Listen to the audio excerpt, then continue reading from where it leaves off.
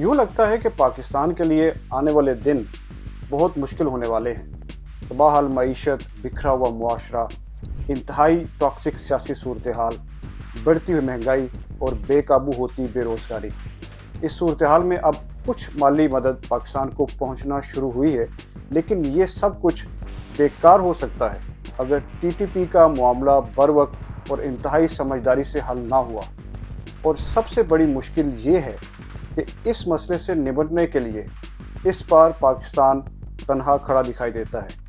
इसलिए यहाँ पर दो सवालों का जवाब ढूंढना बहुत अहम हो गया है। पहला ये कि अफ़गानी तालिबान तहरीक तालिबान पाकिस्तान के ख़िलाफ़ कार्रवाई क्यों नहीं कर रहे, और दूसरा ये कि इस सूरत हाल से निपटने में पाकिस्तान इस वक्त अकेला क्यों रह गया है। माजी के दोस्त कहलाए जाने वाले अब एक दूसरे के दुश्मन बनते जा रहे हैं। माजी में एक की फतह को दूसरे की फतह माना गया, लेकिन अब बदएतमादी के साए गहरे हो रहे हैं और तालिबान की काबुल को फतह करने की खुशी पाकिस्तान में भी मनाई गई। लेकिन आज पाकिस्तान में बढ़ती दहशतगर्दी उन हालात की तस्वीर कशी कर रही है जिसके बारे में मुसन्निफ प्रोफेसर मुबारक हैदर ने अपनी किताब तहज़ीबी नरगिसियत में लिखा था। उनके मुताबिक तालिबान की तहरीक का पहला मरहला सिर्फ अफ़गानिस्तान में हुकूमत के क़याम पर एहतमाम पजीर नहीं होगा, बल्कि ये मरहला उस वक्त तक मुकम्मल नहीं जब तक तालिबान पाकिस्तान में भी एक सच्ची इस्लामी हुकूमत कायम नहीं कर लेते। 2021 में जब काबुल फतह हो रहा था तो अनगिनत अफ़गानी एयरपोर्ट की तरफ भाग रहे थे ताकि वो किसी तरह अपने और अपने बच्चों की ज़िंदगियों और मुस्तकबिल को बचा लें। उसी दौरान सरहद की दूसरी तरफ 80,000 पाकिस्तानियों की कुर्बानी देने वाले मुल्क की हुकूमत उसे तालिबान के साथ साथ अपनी फतह भी करार दे रही थी, बल्कि वो हुकूमत तो हज़ारों पाकिस्तानी तालिबान को आम माफ़ी देकर मुल्क में बसाने के मंसूबे पर चल पड़ी थी।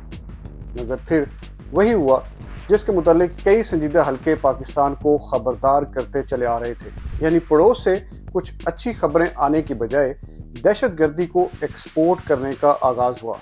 और एक ही साल में पाकिस्तान में 630 दहशतगर्दी के हमले हो गए, जिनमें मज़ीद सैकड़ों जानें चली गई। दिलचस्प बात यह है कि अफ़गानी तालिबान कहते हैं कि उनकी सरजमीन तो किसी के खिलाफ दहशतगर्दी के लिए इस्तेमाल हो ही नहीं रही, लेकिन जब टीटीपी दहशतगर्द हमलों को ओन करती है तो पाकिस्तान अफ़गानी हुकूमत को दोहा मुआहिदा याद करवाता है, जिसके मुताबिक अफ़गानिस्तान की ज़मीन किसी भी मुल्क के खिलाफ दहशतगर्दी के लिए इस्तेमाल नहीं होगी। लेकिन मज़े की बात यह है कि अफ़गानी तालिबान कहते हैं दोहा मुआहिदा तो सिर्फ अमेरिका से था, यानी अफ़गानिस्तान की सरजमीन अमेरिका के खिलाफ इस्तेमाल नहीं होगी। इसका मतलब यह निकलता है कि दोहा मुआहिदा उस मुल्क के साथ नहीं जिसने पूरी दुनिया में अफ़गानी तालिबान का केस लड़ा और ख़ुद पर इल्ज़ाम भी लगवाए। जब काबुल में तालिबान ने हुकूमत संभाली तो पाकिस्तान ने तालिबान को टीटीपी के खिलाफ कार्रवाई करने का कहा, लेकिन तालिबान ने उल्टा टीटीपी को ही सियासी तहफ़्फ़ुज़ फराहम किया और पाकिस्तान को टीटीपी के तहफ़्फ़ुज़ात दूर करने का कह दिया। साथ ही ये भी कहा कि इस सारे अमल में सालिस वो खुद होंगे। और फिर जब बातचीत का ये अमल शुरू हुआ तो टीटीपी पहले से मजबूत होकर सामने आई। बल्कि यही नहीं, टीटीपी ने पाकिस्तान के खिलाफ ऑपरेशन बदर का ऐलान कर दिया, जिसे पिछले कुछ सालों में सबसे ज़्यादा एग्रेसिव ऑपरेशन समझा जा रहा है। और इस सब में अफ़गानी तालिबान ने टीटीपी की मदद करने में कोई खुफिया पॉलिसी नहीं अपनाई, बल्कि खुलकर उसका साथ दिया है। सवाल तो ये है कि अफ़गानी तालिबान टीटीपी का साथ क्यों दे रहे हैं। इस सवाल के 3 पहलू निकलते हैं। जैसा कि माजी में टीटीपी ने अफ़गानी तालिबान की तहरीक में हर तरह से मदद फराहम की, चाहे असला हो या जंगजूओं की फरहमी, हत्ता कि खुदकुश बम्बार भी सप्लाई किए गए। इसके साथ दोनों ग्रुप अल-कायदा के इत्तेहादी भी हैं, इसीलिए हक्कानी ग्रुप और टीटीपी के रहनुमाओं का आपसी ताल्लुक बहुत मजबूत है।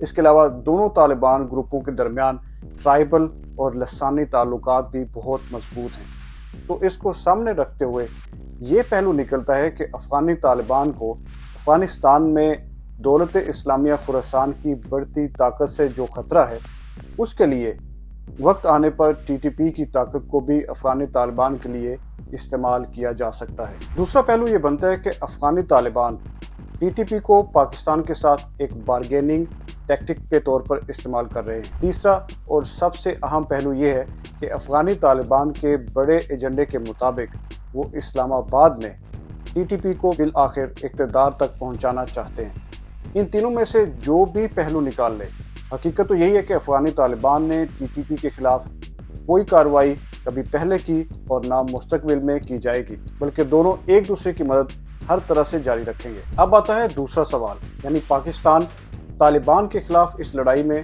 اکیلا کیوں پڑ گیا ہے؟ افغانستان سے امریکہ اور اس کے اتحادی افواج کے انخلا کے بعد اب اس علاقے میں دہشت گردی اور دہشت گرد امریکہ اور اس کے اتحادیوں کے لیے اہم نہیں رہے۔